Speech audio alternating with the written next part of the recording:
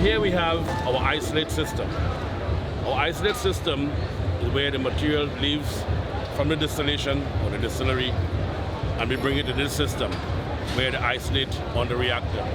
These reactors are being warmed up to approximately 250 degrees Fahrenheit. The oil is being transported in the air. It gets very hot. At that temperature, 250, when it is hot, we then take the oil and transport it into the second chamber. The second chamber, however, is cold. It's minus 80 degrees Celsius. So we're being hot temperature, again jacketed into a jacketed tank, being cold. The transition from hot to cold, it creates that flash. The flash creates the material to freeze and crystallize. As it comes in here and it crystallizes, we then move it here with a via pump into the centrifuge.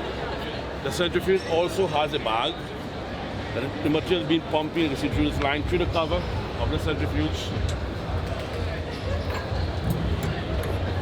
The pumps in here.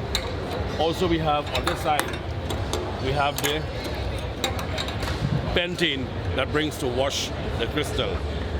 It's being washed and the material is being total and isolate machine system. This process takes approximately 2 hours to complete a run about 40 liters. It's a 50-liter reactor, but it can take approximately 40 liters per run in 2 hours.